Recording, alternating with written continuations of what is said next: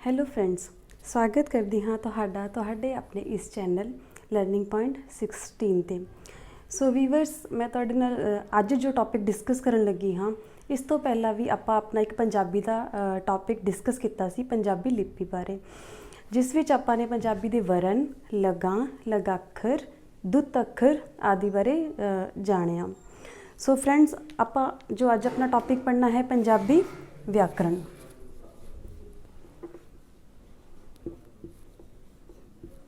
ਪੰਜਾਬੀ ਵਿਆਕਰਨ। ਅੱਜ ਦੇ ਆਪਣੇ ਟੌਪਿਕ ਸ਼ੁਰੂ ਕਰਨ ਤੋਂ ਪਹਿਲਾਂ ਫਰੈਂਡਸ, ਮੈਂ ਤੁਹਾਡੇ ਨਾਲ ਇੱਕ ਗੱਲ ਸਾਂਝੀ ਕਰਨਾ ਚਾਹੂੰਗੀ ਕਿ ਤੁਸੀਂ ਇਸ ਟੌਪਿਕ ਨੂੰ ਜ਼ਿਆਦਾ ਨੋਟ ਨਹੀਂ ਕਰਨਾ, ਲਿਖਣਾ ਨਹੀਂ, ਤੁਸੀਂ ਇਸ ਨੂੰ ਸਿਰਫ ਧਿਆਨ ਨਾਲ ਸੁਣਨਾ ਔਰ ਸਮਝਣਾ ਹੈ। ਜੋ ਵੀ ਕੀਵਰਡਸ ਹੋਣਗੇ ਜਾਂ ਇੰਪੋਰਟੈਂਟ ਹੋਏਗਾ, ਉਹ ਚੀਜ਼ ਮੈਂ ਤੁਹਾਨੂੰ ਲਿਖ ਕੇ ਜ਼ਰੂਰ ਕਹੂੰਗੀ ਕਿ ਇਸ ਨੂੰ ਨੋਟ ਕਰੋ, ਪਰ ਇਸ ਨੂੰ ਨੋਟ ਕਰਨ ਨਾਲੋਂ ਜ਼ਿਆਦਾ ਇਸ ਨੂੰ ਸਮਝਣਾ ਬਹੁਤ ਜ਼ਰੂਰੀ ਹੈ। ਵਿਆਕਰਨ। ਵਿਆਕਰਨ, ਸਭ ਤੋਂ ਪਹਿਲਾਂ ਆਪਾਂ ਨੂੰ ਇਹ ਪਤਾ ਹੋਣਾ ਚਾਹੀਦਾ ਹੈ ਕਿ ਵਿਆਕਰਨ ਕੀ ਹੈ, ਵਿਆਕਰਨ ਦਾ ਅਰਥ ਕੀ ਹੈ। ਜਿਨ੍ਹਾਂ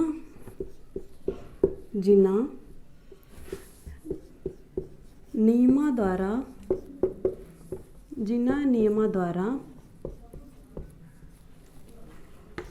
ਕਿਸੇ ਭਾਸ਼ਾ ਦਾ ਸਹੀ ਸਪਸ਼ਟ ਰੂਪ ਮਿਲਦਾ ਹੈ, ਸਹੀ ਅਤੇ ਸਪਸ਼ਟ ਰੂਪ ਮਿਲਦਾ ਹੈ, ਉਸ ਨੂੰ ਵਿਆਕਰਨ ਕਿਹਾ ਜਾਂਦਾ ਹੈ। ਉਸ ਨੂੰ ਵਿਆਕਰਨ ਕਿਹਾ ਜਾਂਦਾ ਹੈ। ਵਿਆਕਰਨ ਇੱਕ ਸੰਸਕ੍ਰਿਤ ਭਾਸ਼ਾ ਦਾ ਸ਼ਬਦ ਹੈ, ਜਿਸ ਦਾ ਅਰਥ ਹੈ, ਵਿਆਕਰਨ ਇੱਕ ਸੰਸਕ੍ਰਿਤ ਭਾਸ਼ਾ ਦਾ ਸ਼ਬਦ ਹੈ, ਜਿਸ ਦਾ ਅਰਥ ਕੀ ਹੈ? ਜਿਸ ਦਾ ਅਰਥ ਹੈ ਸ਼ਬਦ ਜੋੜਨ ਦਾ ਗਿਆਨ, ਸ਼ਬਦ ਜੋੜਨ ਦਾ ਗਿਆਨ ਜਾਂ ਸਹੀ ਢੰਗ ਬਾਰੇ ਪਤਾ ਲੱਗਣਾ, ਜਾਂ ਹੋਰ ਕੀ ਕਹਿ ਸਕਦੇ ਹਾਂ, ਵਿਸ਼ਲੇਸ਼ਣ ਕਰਨਾ।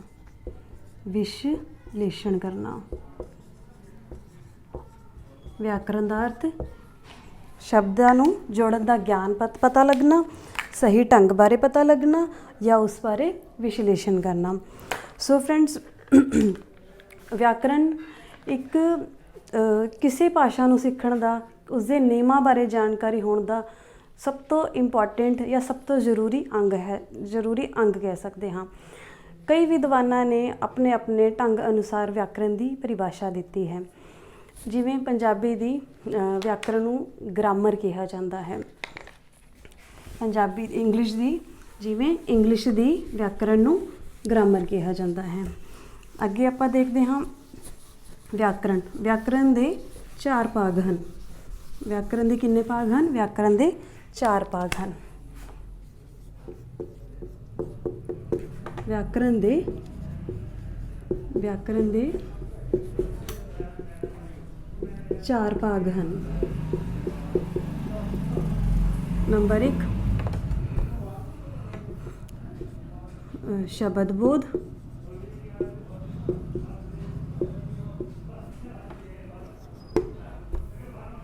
ਵਾਕ ਬੋਧ।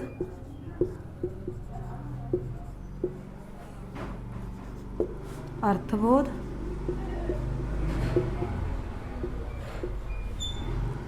ਵਰਣ ਬੋਧ। ਕਈ ਕਿਤਾਬਾਂ ਵਿੱਚ ਸ਼ੁਰੂਆਤ ਇਸ ਤੋਂ ਕੀਤੀ ਜਾਂਦੀ ਹੈ। ਵਰਣ ਬੋਧ, ਵਰਣ ਬੋਧ, ਸ਼ਬਦ ਬੋਧ, ਵਾਕ ਬੋਧ, ਅਰਥ ਬੋਧ। ਤੇ ਇਹਨਾਂ ਚਾਰਾਂ ਨੂੰ ਆਪਾਂ ਡਿਟੇਲ ਵਿੱਚ पढ़ते हाँ। सब तो पहला वरणबोध, सब तो पहला आपां देखते हाँ वरणबोध। वरणबोध इसके नाम तो ही पता चलता है आपां नूं ये किस चीज़ की जानकारी दिंदा होगा, किस चीज़ की जानकारी देगा, वरण दी, मतलब वर्णा दा ज्ञान, वर्णा दा ज्ञान होना, ਜਾਂ कह सकते हैं वरण वंड,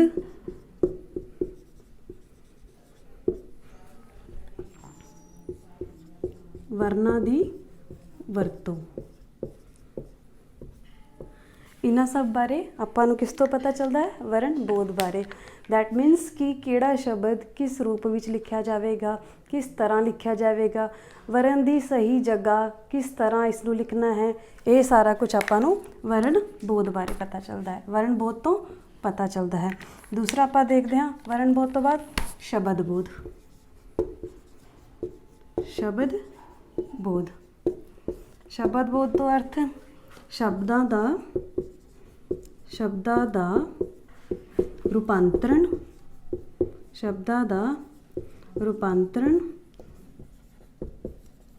शब्दां दी जानकारी ते शब्दां दी वंड, शब्द वंड, शब्द वंड। शब्दां दा सही क्रम की होना चाहिए है, शब्द वंडे किवें जांदे हन, शब्दां दा रूपांतरण किवें कीता जांदा है। रूपांतरण का अर्थ कि शब्दां दा फेर बदल किवें कीता जा सकता है, जिवें आपां देखदे हाँ दिन रात, अगे पिछे, अमीर गरीब, रूपांतरण करना, शब्दां दी वंड करना, शब्दां दी जानकारी, ये सब आपां नूं शब्द बोध तो पता चलता है। अगला है अर्थबोध।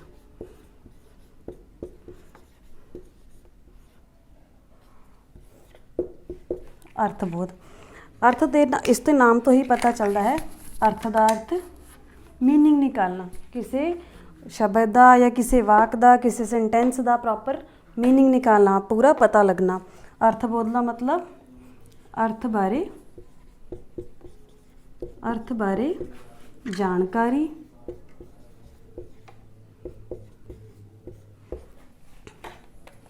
भाव या भावांश आदि का पता लगना। Next is वाकबोध। वाकबोध का अर्थ वाका का ज्ञान मिलना, वाका का ज्ञान, वाका का ज्ञान जिस विच आपां नूं की पता चलेगा, मुहावरे, अखाण आदि। फ्रेंड्स आपां देख रहे हाँ कि पंजाबी व्याकरण, पंजाबी व्याकरण का अर्थ की है, किसी भी भाषा नूं सीखण दे नियम, उसदे सही तरीके नाल वरताओ, उसका एक सही रूप विच पेशकारी। जिस तरह आप अपनी मात भाषा देखते हाँ, मात भाषा वो भाषा जो आप अपने घर तो सीखते हाँ, आपां नूं अपने पेरेंट्स तो मिलती है, अपने घर का माहौल, अपने घर की भाषा, वो किसी बच्चे नूं सीखनी नहीं पैंदी, वो बच्चा मुढ़ कदीमी खुद ही सीख जाता है, अपने आप सीख जाता है। तो मात भाषा नूं सीखण लई किसी नियमां की लोड़ नहीं पैंदी, पर जो भी बच्चा किसी मात भाषा नूं, राष्ट्रीय भाषा नूं, अंतरराष्ट्रीय भाषा नूं सीखदा है, तो उसनूं उसदे नियमां दे बारे जानकारी होना बहुत ज़रूरी है, ताकि वो उसकी हूबहू चंगी तरह उसका वरताव कर सके, चंगी तरह उसनूं बोल सके। इस तरह अगे आपां देखते हैं कि व्याकरण, व्याकरण 4 तरह की होंदी है।